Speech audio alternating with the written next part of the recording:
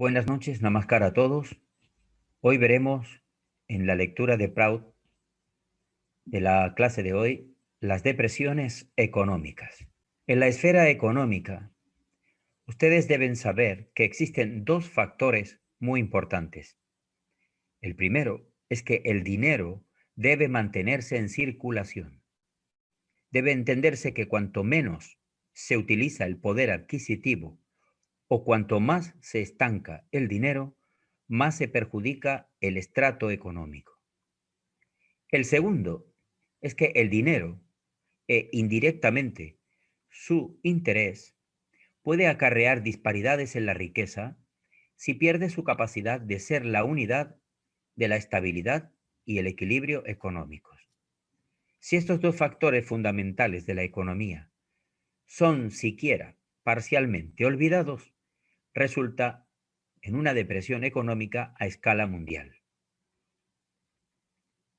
Incluso si aquellos países o regiones socioeconómicas que han estado manteniendo un nivel económico estable comprometen comercialmente su reserva de oro con otros países, tendrán que sufrir una depresión de ese tipo de forma parcial, si no total. Si los países que son prósperos en varias esferas y económicamente no están relacionados con otros países que padecen depresión, invierten su riqueza en empresas de naturaleza no remunerativa, como gastos excesivos para defensa, construcción superflua de grandes edificios, bienes de lujo, etcétera. O sea, inversiones que no producen ningún ingreso a cambio. Estos países también sufrirán de depresión económica. Sin embargo, si un país interrumpe el comercio basado en transacciones económicas directas o indirectas e inicia en su lugar un comercio de trueque con otros países, no sufrirá mucho esa depresión económica. En este caso, solamente una depresión económica muy leve, apenas perceptible, sobreviene al final de cada año financiero, debido a diferencias del balance en las transacciones económicas. Este tipo de depresión se hace sentir levemente cada 3 años, un poco más cada 30 años e incluso más aún cada 350 años. Cuando algo, por una razón u otra, desciende de su posición universalmente aceptada, o se reduce, o pierde su valor natural, llamamos a este fenómeno devaluación. Cuando los líderes de Estado encuentran difícil equilibrar el valor del dinero con la reserva de oro, algunas veces reducen oficialmente el valor del dinero. Esto se llama devaluación monetaria. No obstante, una depresión económica se siente en todo un país o en un mundo entero debido a algunos defectos inherentes a los sistemas económicos existentes. Esto se dictó en Calcuta el 17 de enero de 1988 y es la parte 15 del Sabda Chayanika. Creo que hasta este momento lo que hemos leído está perfectamente claro. Está diciendo que hay dos condiciones que deben darse para que o las depresiones no aparezcan o el equilibrio económico se mantenga. Y es que el dinero tiene que estar eh, circulando mm, siempre y que las inversiones no remuneradas tienen que ser controladas y muy revisadas porque podrían llevar a a una de estas depresiones económicas. Y es la segunda condición es más posible de controlar. Si un gobierno no quiere gastar excesiva cantidad de dinero en armamento militar o, por ejemplo, en ponerse a reconstruir a lo mejor toda una zona que necesita una inversión económica muy grande, en gastos muy grandes. Entonces, se puede controlar si el gobernante el líder en ese momento establece prioridades y no gasta inútilmente. Entonces hay siempre un contingente de dinero para cubrir las necesidades de la sociedad, en lugar de hacer agujeros en la economía eh, que al final quedan como un derroche que pone en peligro la estabilidad económica del país. La primera es la más difícil de cumplir. Esto de que el dinero siempre esté en movimiento y que no esté en manos de unos pocos, que esté atesorado eh, en un sentido de acumulación, ya incluso superflua, teniendo todas las necesidades cubiertas y dinero para más, y el estado del bienestar también está asegurado y de alguna manera está controlado. No hay razón para que una empresa o un individuo comience a acumular, acumular y retenga por medio de estrategias, por medio de planes y por medio de compromisos y artimañas, retenga el dinero o controle la parte económica de esa manera. Entonces, el resultado es una depresión. Y papá dice que las ligeras ocurren cada unos 3 años, después va subiendo un poco más, después aumenta cada 30 años, se da la misma depresión pero un poco mayor, y cada 350 años es algo de un impacto mayor y que abarca o alcanza a la totalidad de la sociedad. Entonces, da esos dos consejos en esta parte de la lectura, en cuanto a las depresiones económicas. Si queremos que ocurra lo menos posible, mantener el dinero en movimiento, por una parte, y la segunda, no tener gastos superfluos que se escapen de las manos y ponga en peligro la estabilidad económica del país. Eso depende de lo derrochador que sea el líder, o de lo controlado o que pueda llegar a ser. Gastar el dinero inteligentemente. Entramos en la parte 3, que sería desarrollo rural para el bienestar colectivo, revolución agraria. El desarrollo económico de un país depende del trabajo colectivo de diferentes grupos. Esta es la razón por la que el sistema de la división del trabajo gradualmente evoluciona fuera de la práctica de la economía local. El valor del trabajador en todos los grupos, incluyendo a los obreros industriales, campesinos, carpinteros, herreros, joyeros, alfareros, médicos y empleados de oficina, es igual en el desarrollo colectivo de la economía. Es decir, tiene un valor grande y además de igual necesidad. La economía de la antigua India. Aquí nos va a revelar Baba un ejemplo.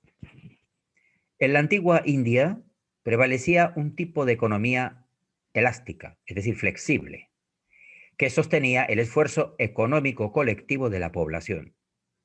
En la era bélica, el sistema económico de India se desarrolló basándose en las clases sociales, las varnas, o los sudras, kshatriyas, vipras y vaishyas, que 4 diferentes clases sociales, evolucionaban y estaban satisfechas con actividades económicas específicas de su elección. Una clase en particular se comprometió con la agricultura, mientras que las otras clases asumieron diferentes ocupaciones. La gente no se precipitaba hacia el trabajo agrícola, igual que está ocurriendo actualmente, puesto que este sistema de clases, llamado en sánscrito Varnashrama, era hereditario. Había poca posibilidad de desequilibrio socioeconómico. En aquella época la agricultura alcanzó un alto nivel de especialización y eficacia. Los reyes solían estar directamente involucrados con los diferentes aspectos de la agricultura, tales como la plantación de cultivos múltiples según las distintas estaciones, agricultura en pequeña y gran escala, uso de abono, aplicación de insecticidas, sistema de irrigación a través de ríos y canales y explotación lechera. En aquellos días, el Estado tenía la obligación de confiscar tierras de los señores terratenientes que poseían parcelas sin utilizar y transferirlas a aquellos que pudieran utilizarlas apropiadamente con fines agrícolas. Baba nos dice que si esta conducta es buena o mala, dado que hoy en día se defiende la cuestión de la propiedad privada. Aquí estamos diciendo que si tenía una parcela que era inútil porque no estaba siendo explotada, y el PRAU propone máxima utilización de los recursos. Así que una cosa que está muerta, que está quieta, no produce. Entonces, el Estado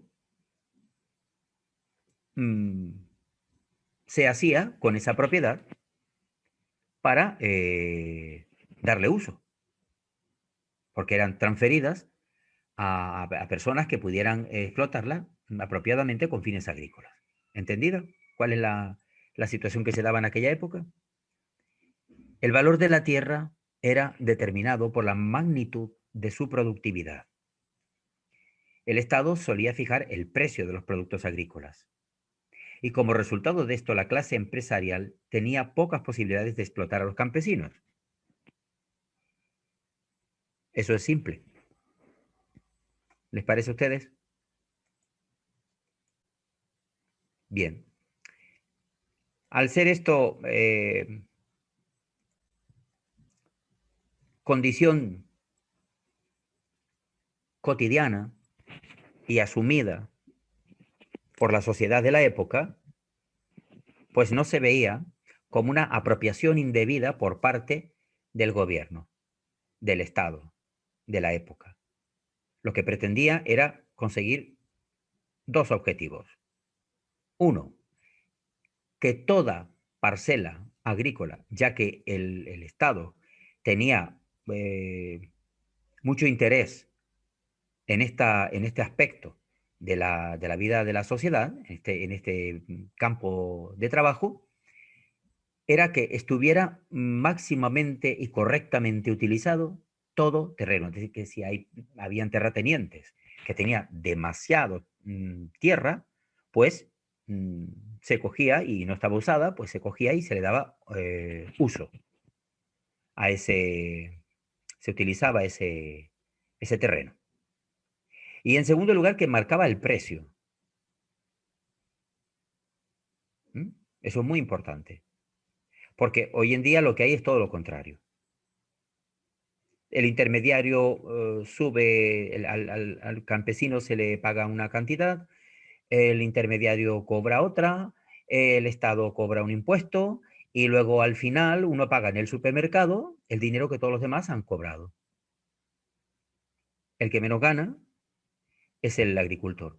El que más paga es el que va a comprar al supermercado. ¿Comprende? Y por el medio está la ganancia. Por la parte del Estado reflejado como impuesto, em, el intermediario cobra por lo que él llama su trabajo. Es más, actualmente está en una forma parecido a una subasta, es decir, que ellos suben y bajan el precio del tomate, del pepino, del pimiento, como una subasta. ¿Eh? Y eso es el incremento de precios que hay después en las tiendas que uno ve cuando va a comprar la verdura. Bien, entramos en el impacto de los británicos. Tras la llegada a India de los británicos, el equilibrio económico se perdió, dado que el gobierno británico era totalmente indiferente hacia el desarrollo de la industria y la agricultura local. Ni siquiera consideró la necesidad de hacer un planeamiento para este tipo de desarrollo. En cambio, introdujo un nuevo sistema de educación que produjo fundamentalmente una clase de empleados que fue utilizada por el gobierno británico para consolidar su poderío administrativo. Ahí sí que fueron inteligentes según ellos. Mucha gente abandonó sus ocupaciones hereditarias y consiguió puestos de empleo en la administración británica. Esto perjudicó seriamente el sistema agrícola. La segunda causa de desequilibrio económico fue el colapso gradual de las empresas industriales locales, principalmente la industria de telares manuales. Como resultado del suministro de telas procedentes de las hilanderías algodoneras de Manchester, la demanda de género de tejido a mano comenzó a decaer. El ingreso de utensilios de aluminio también destruyó la industria alfarera de India. Las fábricas establecidas por los británicos afectaron severamente las industrias locales, porque aquellas empleaban la última tecnología. En consecuencia, los que habían estado empleados en esas industrias gradualmente abandonaron sus ocupaciones tradicionales y atestaron el sector agrícola buscando su propia supervivencia. Es decir, que se pasaron al sector agrícola para sobrevivir, ya que se había creado otra clase que trabajaba en torno al gobierno británico y que hoy en día eso lo consideramos el funcionariado. Por eso los funcionarios que trabajan para el gobierno tienen cierta clase de privilegios desde sus nóminas hasta su método de trabajo, horarios, días libres, etcétera, etcétera, que no tiene el resto de los trabajos de la empresa privada. En consecuencia, los que habían estado empleados en esas industrias, por eso dice que gradualmente abandonaron sus ocupaciones tradicionales para dedicarse a la agricultura para sobrevivir. Este problema se vio agravado por un aumento de la población que condujo a la subdivisión y fragmentación de la tierra de cultivo. Esto, a su vez, provocó una disminución de la producción. Los comestibles para alimentar a la población se importaban del exterior. Durante la Segunda Guerra Mundial se interrumpió la importación de comestibles, causando una severa carencia de alimentos en el país. Claro, al estimularse la importación y disminuir la producción local, surge la guerra, la Segunda Guerra Mundial, se interrumpe la importación de comestibles y ya empezó la población a sufrir de una severa carencia. Decisiones mal tomadas. Siempre esa es la causa. Para superar la gran hambruna que asoló a Bengala en 1943, la administración de Wavell instauró un sistema de racionamiento. Wavell también trató de aliviar la carencia restringiendo la circulación de alimentos de una provincia a otra. Pero estas medidas no resolvieron el problema. En lugar de eso, gran parte de la población quedó atrapada en el sistema de racionamiento de comida.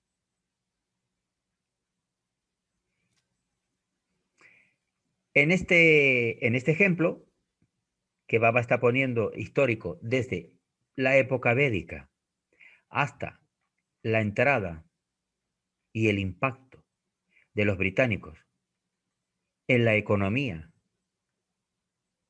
de la India, queda claro, ¿verdad? Seguimos entonces. India, después de la independencia.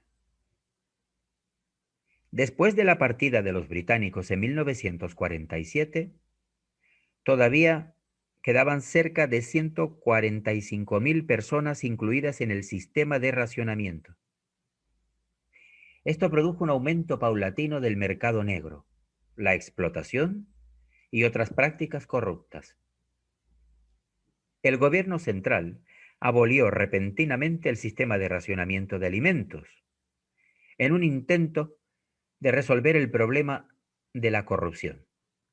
Este paso precipitado provocó que el precio de los comestibles se elevara, alcanzando picos exorbitantes. Tiempo después, hubo que reimplementar el sistema de racionamiento. Los líderes indios trataron de resolver este problema de alimentación proponiendo una campaña para cultivar más alimentos. Pero la campaña fue un fracaso debido a que el sistema de agricultura no se cambió a fin de incrementar el rendimiento. El gobierno adoptó la política de aumentar la superficie de tierra cultivable, pero no la productividad del terreno existente. No hubo planeamiento para determinar si las nuevas tierras eran o no adecuadas para la agricultura, ni se proveyeron los instrumentos de irrigación adecuados para mejorar la productividad. Pero, por sobre todas las cosas, en el sistema democrático, los burócratas tuvieron amplias posibilidades de evadir sus responsabilidades, y a causa de la mala administración, se desperdició gran parte del potencial agrícola. En consecuencia, los comerciantes deshonestos conspiraron para volver ineficaz el sector agrícola. Ellos perpetuaron el problema de la alimentación para satisfacer sus propios intereses egoístas. Por eso, desde todo punto de vista, el sistema agrícola de India es extremadamente débil. La característica fundamental de cualquier economía desarrollada es la siguiente. Alrededor de 30 al 45% de la población debe estar dedicada a la agricultura, mientras que el resto deberá estar empleada en la industria u otros sectores de la economía. Un énfasis excesivo en la agricultura no es signo de buena salud en economía. En la actualidad, cerca del 75% de la población de India depende de la agricultura para su subsistencia. Esta es una situación muy peligrosa para la economía india. Aquellos que se dedican a la agricultura están desempleando la mayor parte del año y esto representa un enorme desperdicio de fuerza laboral humana. Este problema del desempleo en la agricultura debe ser resuelto inmediatamente. No tolerar retraso alguno. Diferencias entre India y China. Recientemente, un particular grupo de políticos esgrimió el lema de revolución agrícola para resolver el problema. Quisieron solucionar los problemas agrícolas de India siguiendo el ejemplo de China.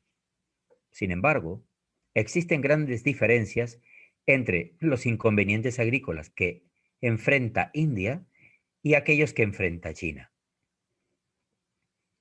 Los problemas de India nunca pueden ser resueltos siguiendo las políticas de China.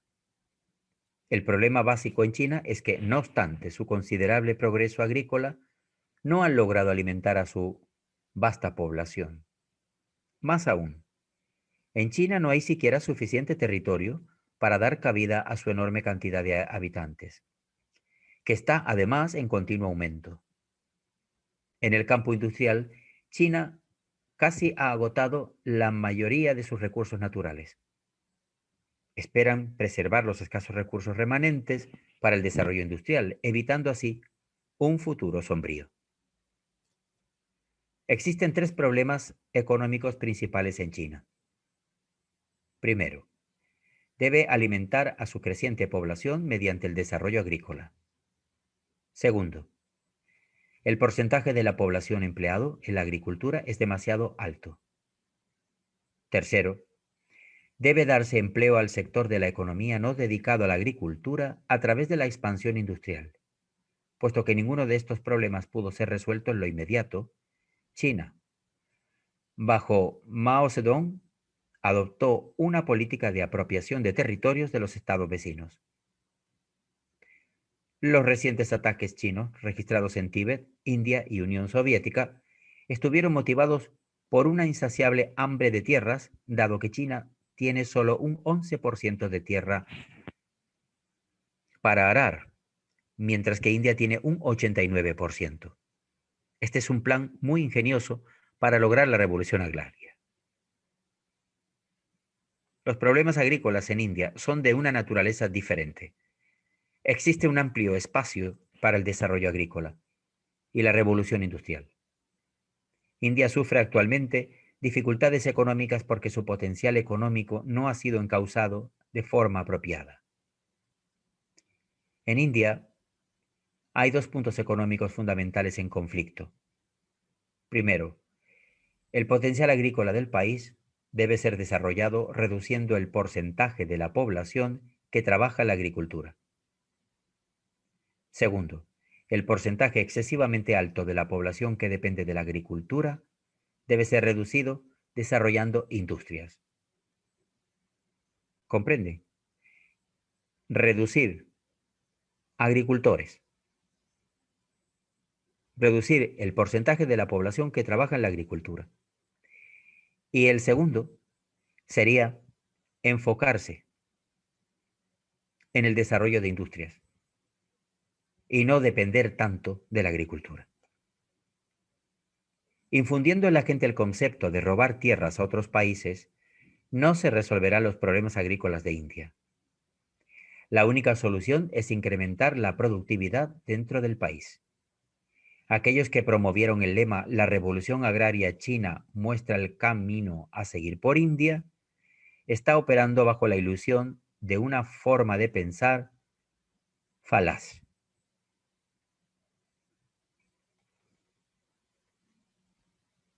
Está esto claro, ¿verdad? Vemos las diferencias que hay entre India y la que hay entre China. China necesita tierra para cultivar, India tiene mucha tierra para cultivar. La cuestión es que mucha gente se está dedicando a la agricultura y se está olvidando el desarrollo industrial, que es muy importante. Se crea una dependencia de la tierra y cualquier revés que haya en el terreno o en las condiciones climáticas, etcétera, puede desestabilizar nuevamente esa economía que sustenta al país. Y por tanto la población corre el peligro de no estar alimentada. Hay que distribuir, por tanto, es el consejo que daba aquí, distribuir la energía parcialmente en el cultivo, parcialmente en el desarrollo industrial. Bien, las falencias de distribuir parcelas de tierra. Otro grupo político en India quiere lograr cambios radicales en la esfera económica, transfiriendo todo el poder a las masas. Según ellos, cada habitante debe poseer una cierta porción de terreno y nadie debe quedar sin su parcela. La gente pobre es conquistada fácilmente con estos conceptos. Los políticos adoptan estas ideas simplemente para seducir a las personas, pero después poder satisfacer sus propias aspiraciones políticas. Los campesinos pobres, que no poseen tierras, se entusiasman ante la perspectiva de ser dueños de su propio terreno, y luego los políticos los utilizan para alcanzar sus objetivos. Actualmente, un partido político propone, de forma convincente, expropiar tierras y distribuirlas entre los campesinos desposeídos, creando una desavenencia entre los terratenientes y los obreros agricultores. Estos políticos tratan de construirse una imagen filantrópica. Analicemos hasta qué punto este enfoque contribuiría al crecimiento económico cabal de India. Primero, si las tierras excedentes fueran distribuidas entre los desposeídos, ninguno de ellos recibiría media hectárea como máximo. Claro, dada la cantidad de personas que hay. Esta superficie no sería una posesión económica ideal, puesto que no podría ser cultivada aplicando los últimos métodos científicos. Una parte importante de la tierra debería ser empleada en la demarcación de los límites, por lo que sería imposible aumentar la productividad. Actualmente, un aumento en la productividad es la principal necesidad agrícola en India. Además, si la tierra fuera distribuida de esa manera, estaría cada vez más subdividida, mientras que la población se incrementa, agravando aún más el problema. Segundo, esta propuesta tendría como efecto un aumento en el número de pequeños burgueses. Por pequeños burgueses quiero significar a aquellos que generan ingresos inmerecidos dando sus terrenos a terceros para su cultivo por encontrarse en dificultades económicas. Si los campesinos desposeídos adquirieran una parcela de media hectárea, ciertamente obtendrían alguna satisfacción psíquica. Pero cuando no lograsen ganancias, después de haber cultivado su tierra, se verían definitivamente desesperanzados. Requeriría todo su tiempo, energía y dinero el cultivar productivamente un terreno tan reducido, porque su extensión sería demasiado pequeña para poder utilizar técnicas agrícolas modernas. La cantidad de productos que podrían obtener a cambio no sería suficiente para mantener a sus familias. Tendrían que dar en alquiler una parte de la tierra y tratar de ganar sus ingresos por otros métodos. Mediante este proceso, la cantidad de propietarios se incrementaría y todos pasarían a formar parte de la pequeña burguesía. Los políticos que claman aborrecer a los terratenientes y proponen lemas a favor de su desaparición, se desvían de la plataforma que profesan, porque tal ideología solo puede resultar en la creación de más propietarios. Tercero, antes de redistribuir los terrenos, estos políticos los ocupan por la fuerza, roban la producción, incendian los cultivos y mediante un sinnúmero de otros métodos subversivos, instigan hostilidades en contra de los terratenientes. Estos, en consecuencia, se hacen cada vez más indiferentes a la producción agrícola de su propia tierra, puesto que no poseen una seguridad económica. Cuando estos factores se combinan, solo agravan el problema agrícola en vez de resolverlo. Por lo tanto, el sistema chino basado en el principio de que quien trabaja la tierra es su propietario, no es aplicable para resolver los problemas agrícolas en India. En su lugar, para solucionar los problemas agrícolas en India, debe producirse un cambio radical en todo el sistema agrícola. Bien, ahora entraríamos en las tenencias económicas de tierras. Según Prout, para facilitar el incremento de la producción, se debe reorganizar, en primer lugar, las tenencias económicas de la tierra. Una tenencia económica es un sistema de posesión en el que el rendimiento supera los gastos.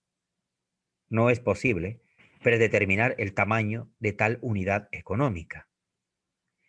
Al considerar gastos, rendimiento, productividad, etc., en la determinación de la dimensión óptima de una unidad económica, deberán tenerse en cuenta factores tales como la fertilidad del suelo y las condiciones climáticas, entre otros. Actualmente, muchos creen que el aumento en la producción es posible incluso si las áreas de terreno son pequeñas.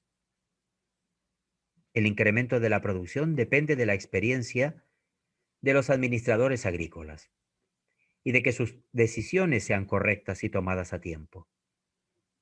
Si los administradores son competentes, entonces incluso las granjas de gran extensión podrán aumentar su producción. Por supuesto, no es necesario que todas las granjas aumenten su dimensión. Lo principal es que la tenencia económica de la tierra sea sobre áreas económicamente viables. No existe ninguna razón válida para la pérdida del 15% en la producción anual de las grandes granjas colectivas de la Unión Soviética.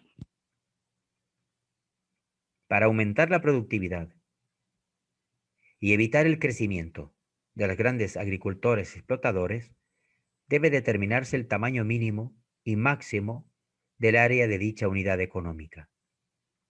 La dimensión mínima debe ser igual al tamaño de un área económica en una región en particular.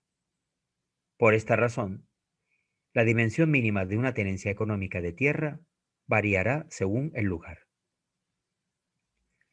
El tamaño máximo del área bajo tenencia económica dependerá de la fertilidad del suelo, la producción total y la experiencia de la administración.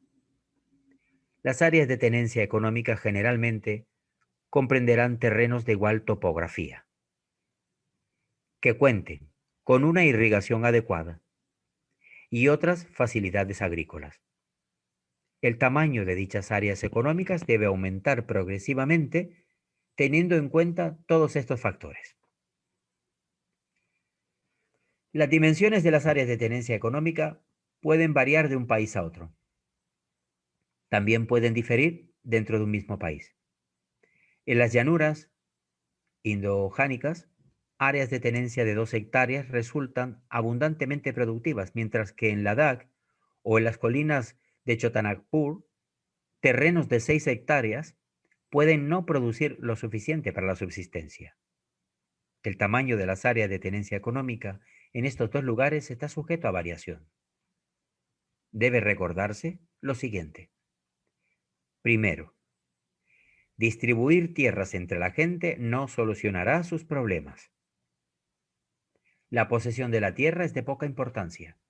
Lo que cuenta es la producción que se obtiene de la misma.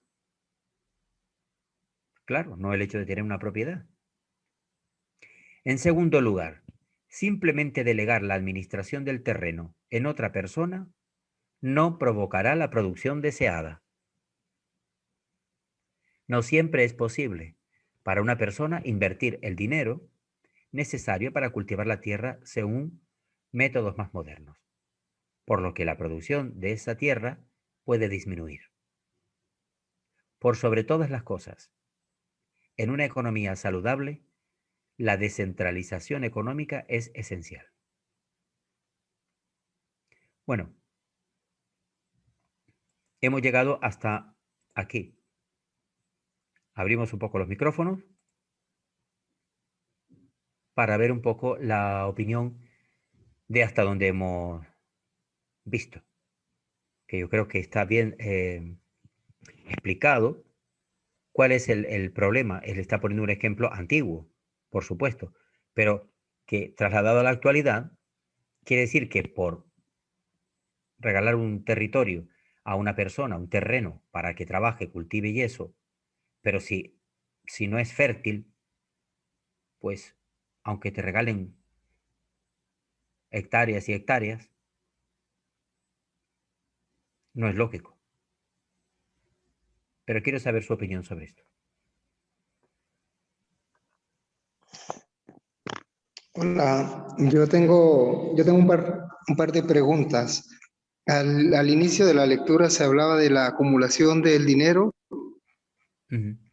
y entonces me gustaría saber si hay algún parámetro de lo que se considera acumulación de dinero. Por ejemplo, hay gente que acumula para vivir un año. Y Ujú. hay aquellos que acumulan para vivir sus próximas generaciones, no solamente ellos, sino toda su familia. Entonces, ¿hay algún parámetro para marcar lo que se considera acumulación del dinero? El parámetro habría que establecerse, igual que PRAU, de acuerdo a tiempo, lugar y persona. Lo que ocurre es que en el sistema actual, en el sistema capitalista, no es así. Solo hay, en algunos países hay un límite mínimo de lo que serían los salarios.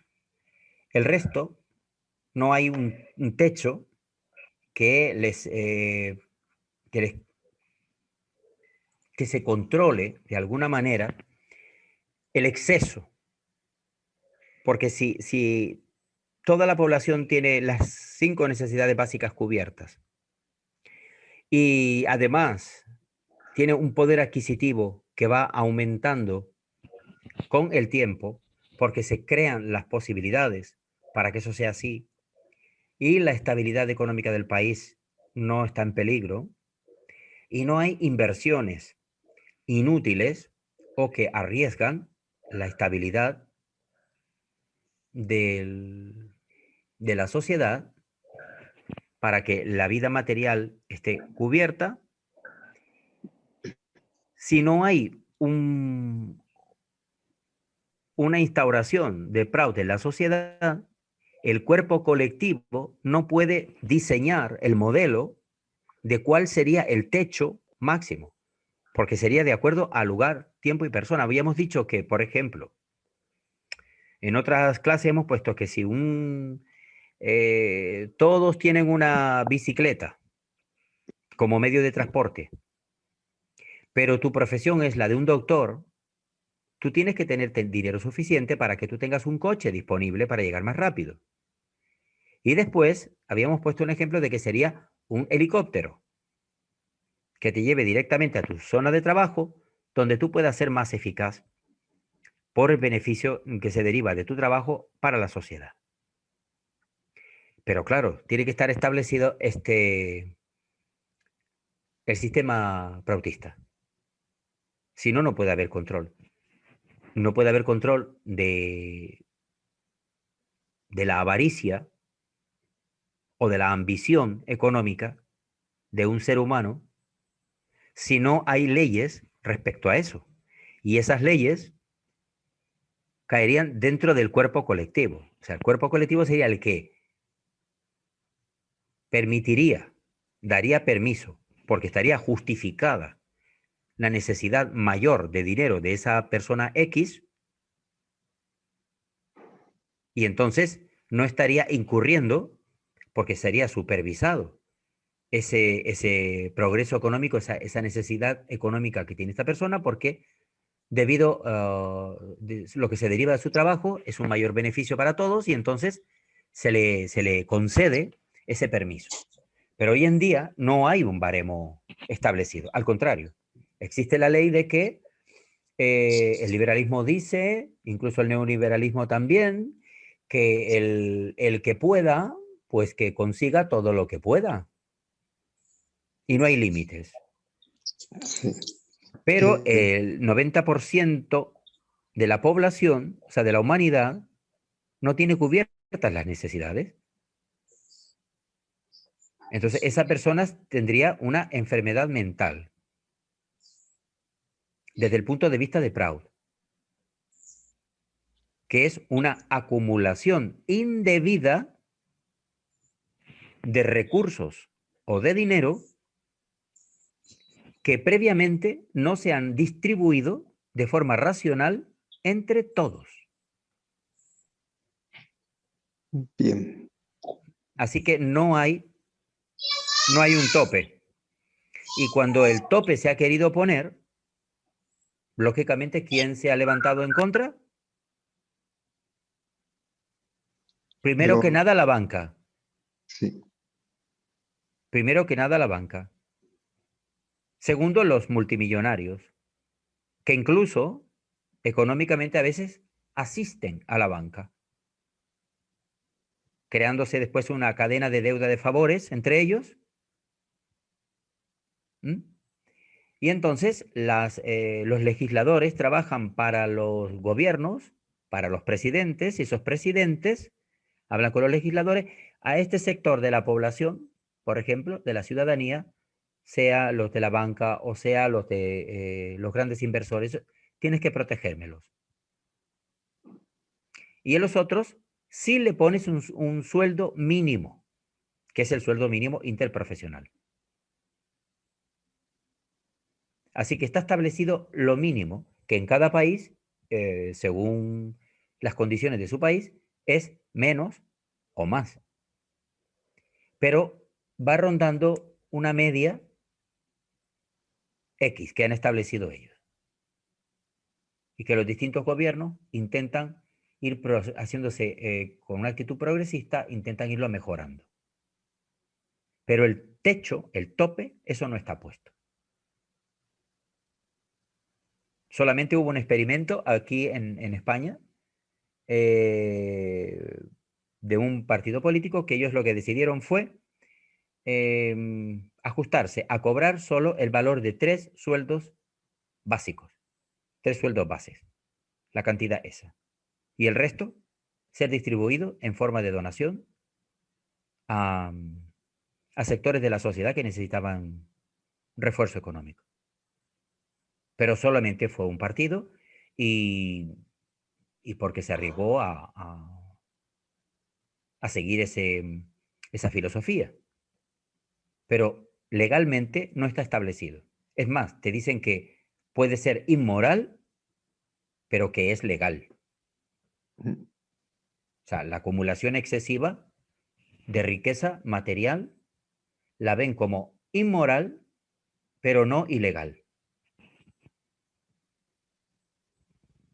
Por eso hay ricos, pobres, medios ricos, súper pobres, y hay mucha desigualdad en general en todos los países. Sí. En todos los países. Porque hemos leído que incluso en India, este tipo de condiciones, la cartilla de racionamiento, todo eso que impusieron los ingleses, ¿eh? Derivó en un mercado negro, porque la gente tiene que sobrevivir. Entonces, aunque no son corruptos los seres humanos, pero para poder sobrevivir, pues mercadean entre ellos. Claro, si yo consigo 4 limones de aquí y tú consigues 4 panes de allá, tú me das un pan, yo te doy 2 limones y así comemos los dos. Porque si solamente me van a dar medio limón cuando yo esté en la fila de racionamiento, ¿qué hago? Medio limón y una rodaja de pan. Prefiero 2 limones de los tuyos y yo te doy un pan entero.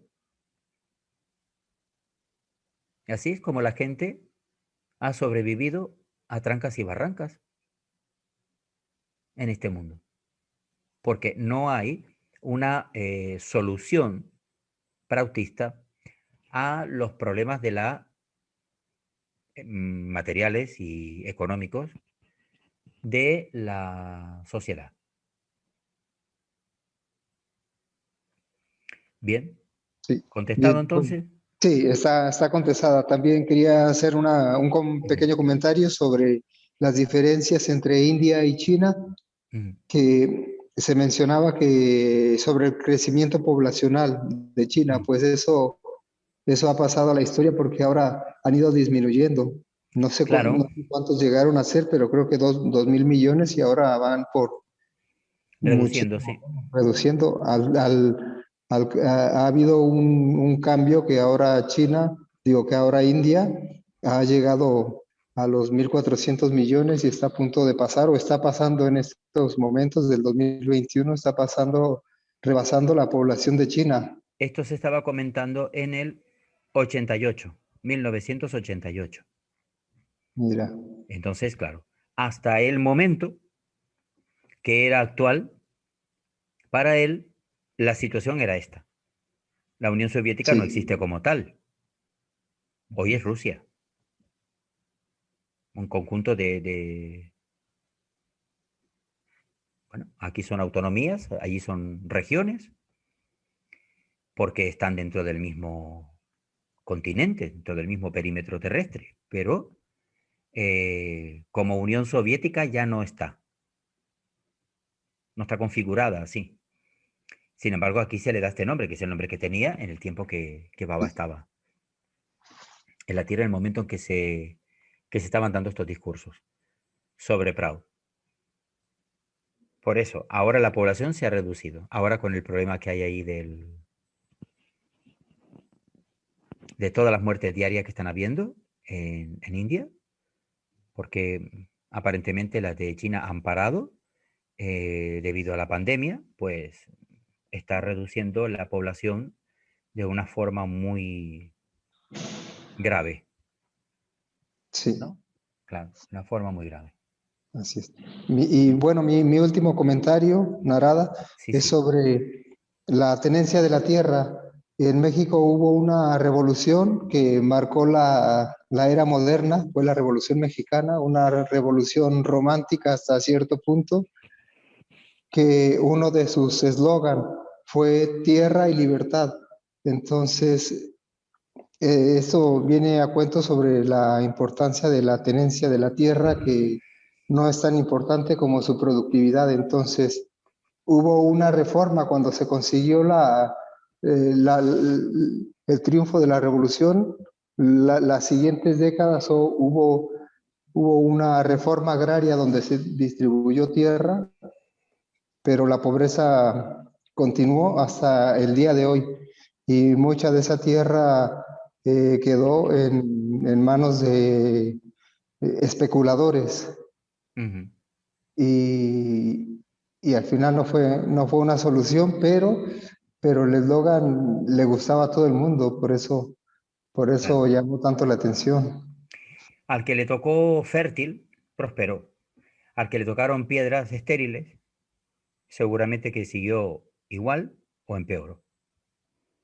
En el reparto, Sí, sí, claro, porque como dice el dicho, parto y reparto, y de lo que reparto, cojo una parte y me quedo con la mejor parte. Entonces, al final, no es una, no es una solución, es lo que está diciendo él. No es real. Además de que en sí, no es que se debe fomentar que toda la gente ahora tenga que convertirse en agricultor para tener un porvenir.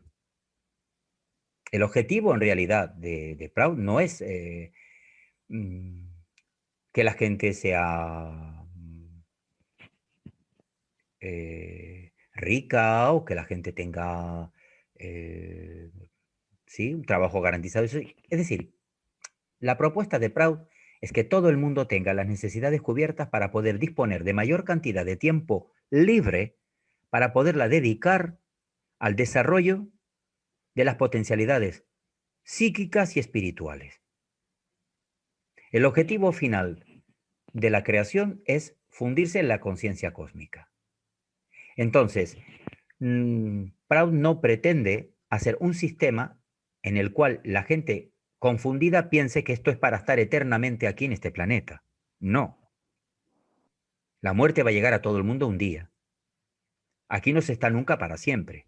Con lo cual aquí no se puede hacer planes ilusorios de, bueno, cuando tenga ya yo 3 casas, cuando tenga 20 fincas, cuando tenga 4 yates, cuando tenga, porque al morir nadie lleva para el otro lado nada material.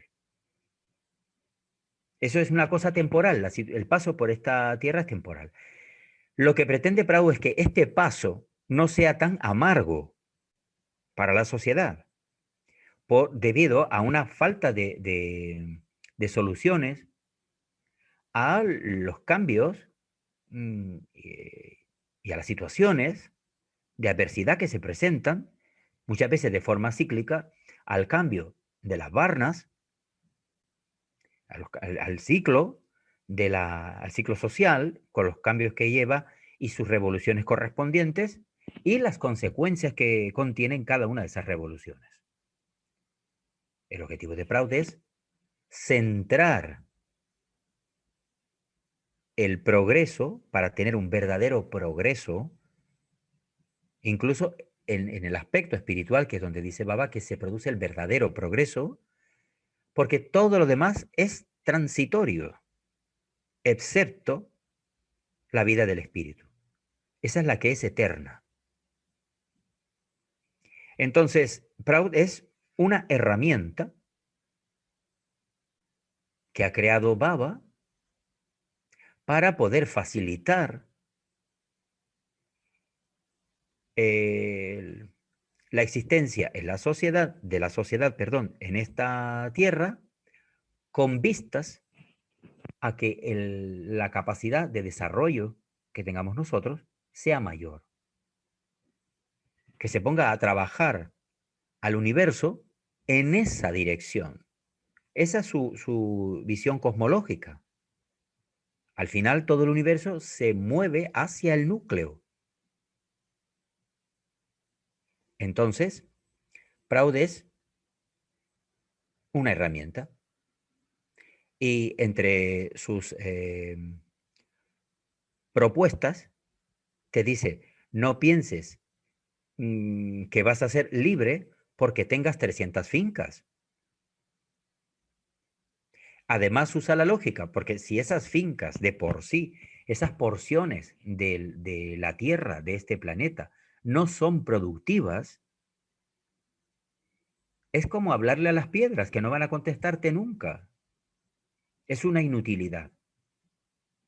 Y él lo que está enseñando a través de Proud y de la aplicación de estos de principios de Proud es ser prácticos en la vida, aprovechar el tiempo debidamente, no sufrir innecesariamente situaciones y condiciones adversas, que no son castigos divinos,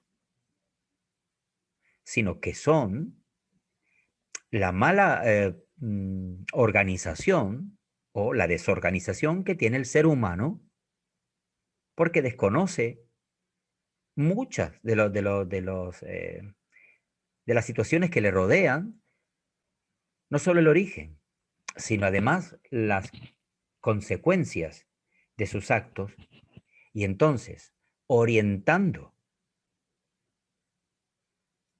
sus actos, dándole un enfoque a su vida, poniendo la mente y la meta más allá de la materia, entonces el ser humano puede considerarse que está sobre un camino que le lleva hacia el verdadero progreso, que en última instancia es el espiritual, porque es el que le conducirá a la meta final, que es reunirse de nuevo con Paramapurusa, o el núcleo de este universo, el creador. Entonces, para que se pueda establecer esa relación personal íntima entre el devoto y el ser cósmico, o su padre cósmico, se necesita para esa relación tiempo, además de una herramienta que son las prácticas espirituales. Pero también se necesita el factor tiempo. Ya tenemos un cuerpo humano y un cerebro humano. Ya podemos sentir, amar y desear llegar a ese núcleo. Ya podemos tener sentimientos hacia la conciencia suprema en forma de devoción. Pero falta el tiempo para poder tener una dedicación, una relación con ese ser amado, que en este caso es el Padre Cósmico. Esa es la finalidad de Proud. Que la gente tenga las necesidades básicas cubiertas, que tenga mayor poder adquisitivo cada vez más, para que disponga de un tiempo que le permita desarrollarse psíquica y espiritualmente para poder cumplir el objetivo final de la existencia, que es la fusión con el ser cósmico.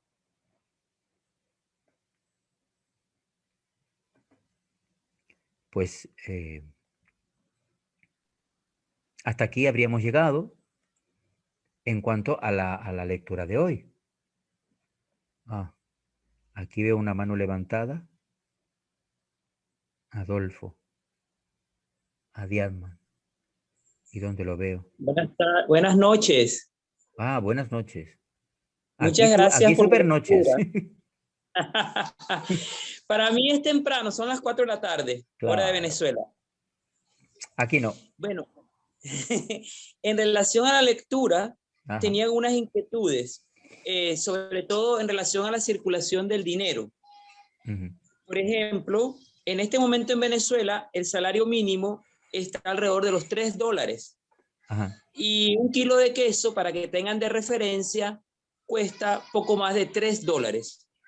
Mm. Entonces, me quedo yo pensando que si el dinero no circula si el dinero no llega a las personas, si las personas no cobran por su trabajo lo necesario para satisfacer sus necesidades mínimas, ya ni siquiera hablemos de lujo, sino necesidades mínimas, entonces la economía, la sociedad realmente se tranca, no funciona.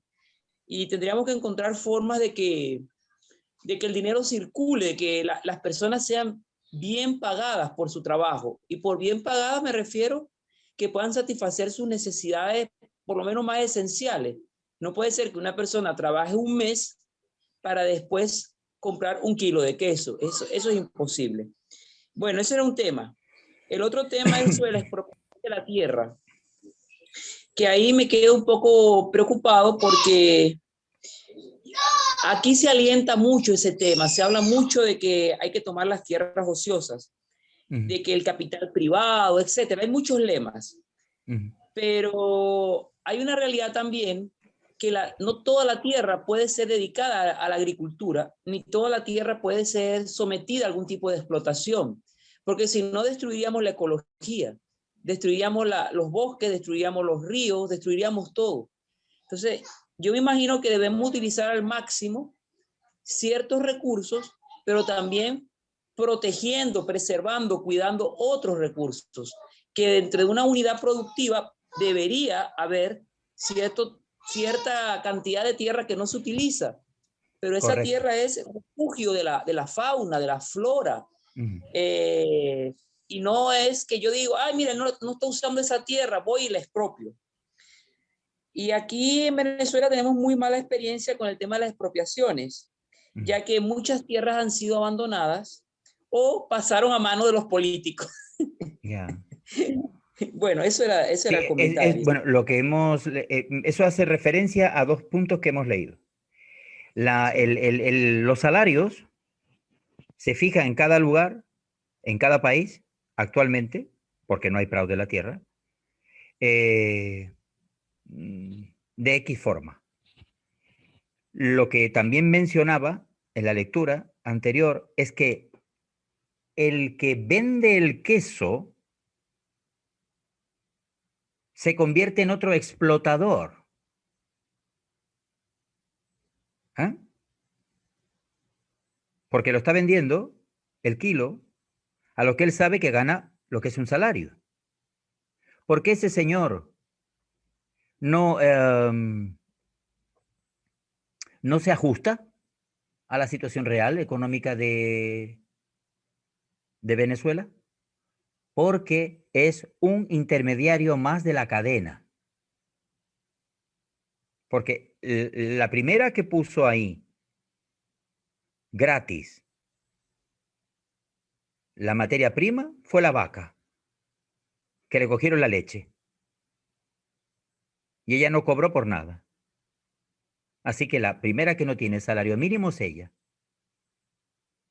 Es un recurso de la naturaleza, puesta para los seres humanos, pero al final queda en una forma de explotación masiva. Después están todos los demás intermediarios, hasta el que hace el queso, hasta que llega al supermercado y lo compran las personas que no pueden porque cobran $3. Entonces tendrán que comprar una loncha. Y de una loncha de queso no se vive. Pero, comprende, ¿por qué Prau tiene que adaptarse y hacer una transformación muy profunda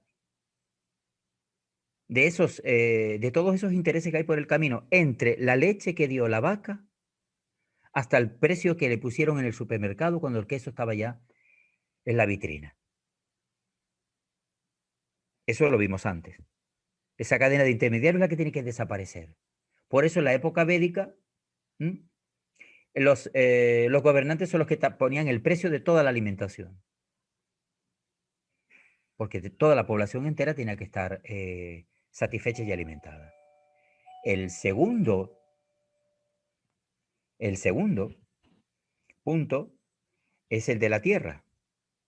Y no es la expropiación indebida, sino las partes útiles de la tierra. Y Baba también escribió, dictó un libro, que es la Granja Ideal, que es el modo en que se cultiva para duplicar el potencial que ya tiene la naturaleza de por sí.